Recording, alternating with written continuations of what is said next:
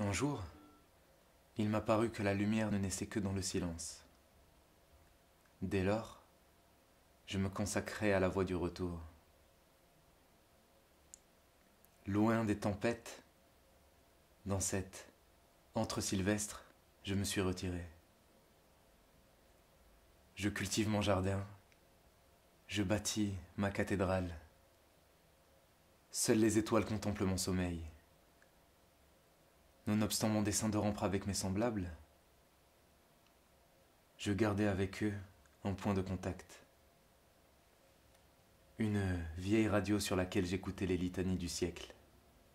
Une nuit, à la pâleur d'une bougie, j'écoutais une mythologie musicale. Ma radio s'éteignit. Au commencement, je pris avec bienveillance cette défaillance mécanique. Je voyais là une opportunité de m'avancer dans la voie de l'épure. Ensuite, trop engagé dans l'ascèse, je regrettais mes frères. Pour réparer ma radio, je rejoignis la ville. Par un sentier étroit, je croisai un lac, aussi mélancolique qu'un poème. Là pleurait une jeune fille toute de blanc vêtue. Semblablement à Golo, croisant Mélissande perdue, je lui adressai la parole. Pourquoi pleurez-vous ? Notre condition ne se confond-elle pas avec une trahison du non-être ? Comment pouvez-vous me voir ? Votre présence, elle me paraît singulière et diaphane. La présence. La présence. Cette vieille radio, d'une représentation humaine, il suffit d'ôter le visage pour en supprimer l'humanité.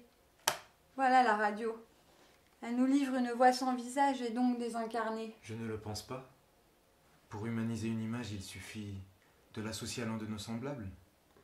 Même si notre tradition nous habitua à la prépondérance du portrait. Pourquoi me regardez-vous ? J'explore votre regard. Le regard, par son aspect spéculaire, s'établit à la fois comme sujet et objet de la contemplation. Quel est votre nom ?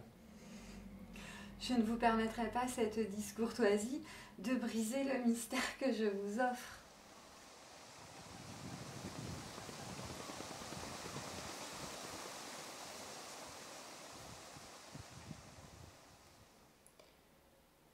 Je n'appartiens pas à ce monde. Je vous dois ma liberté. Je ne saurais pas m'appesantir auprès des mortels. Ne me retenez pas. À travers le silence, observez donc encore quelques semblances de substance.